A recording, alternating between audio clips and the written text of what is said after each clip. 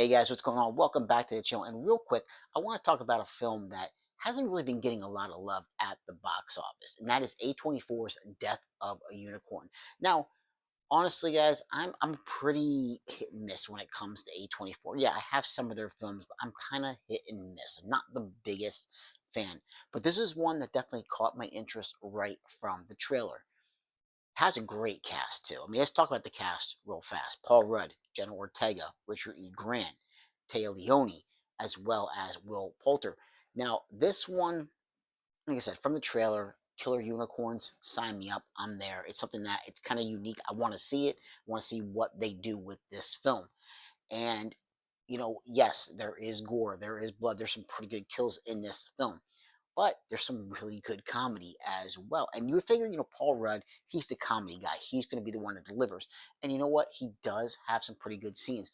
But I would say the scene stealer, the show stealer, if you will, is Will Poulter. This guy is freaking hilarious in the film. And Taya Leone is pretty darn good. I haven't seen her in a film in a very long time, but she definitely holds her own.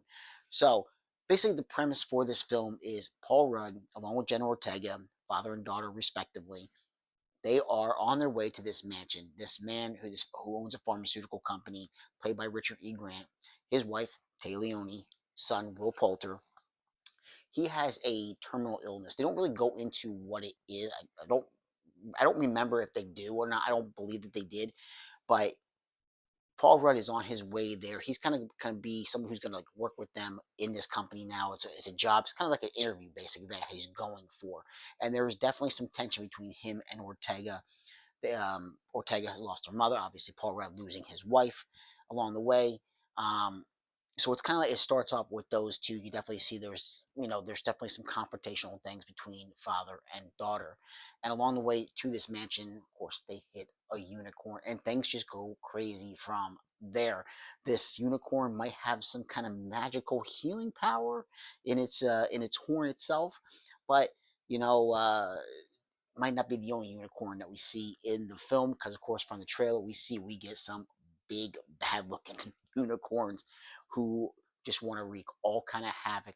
I don't want to spoil too many things. Like I said, this film hasn't really been doing that great at the box office. I really want people to get out there and see it because I think that it's one that's really flying under the radar, and I think people are going to really enjoy this one. I think people are going to be really pleasantly surprised.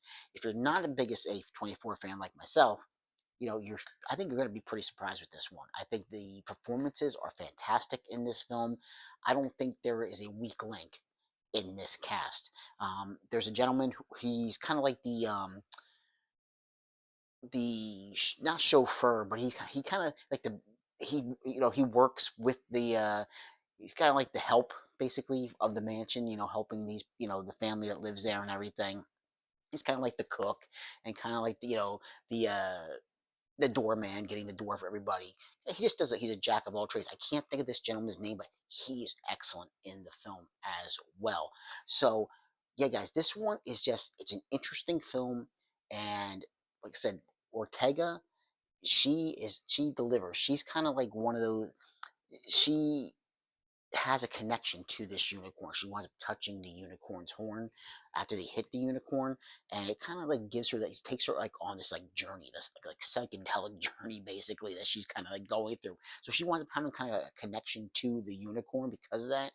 And it's just like it's her against like this family kind of like because they want to maybe use this for like the unicorn for its healing powers, but I'm not going to spoil anything more than that about where this thing goes because there are some pretty good twists and turns that happen along the way, and I just enjoyed it. Like I said, there's not even our secondary players in the film from the cast who maybe don't have a lot of screen time but show up here and there. They are just, it's a great cast. That's all I can really say. And the unicorns, if there's one thing that I will say is that maybe the CGI is just not there, maybe not top notch for the unicorns, but overall, though, I still think it looks pretty darn good, and they look pretty menacing in the film. And I think it's a really good combination of horror along with comedy. And I think for that, and because of that, it makes a perfect combination. This film, I would give it on a scale of on scaling, scoring this one. I'm gonna give this one a 8 out of 10. I think it's an 8 out of 10. I think it's definitely one of my top films, I think, surprisingly, for the year so far. And I think it's one that definitely people need to get out and see. It's, Rudd and Ortega have really good chemistry as father and daughter. And like I said, Will Poulter is just freaking hilarious. He is absolutely fantastic in this film. Yeah, that's all I can really say, guys. An 8 out of 10 for Death of a Unicorn. Get out there and see it. Support this one. I'm telling you guys, you will not be disappointed. I'm telling you, you won't. I definitely highly recommend this one. Can't give it enough praise. So, guys, like, subscribe, and comment if you get the chance, and I'll catch you in another episode. Take care. Bye.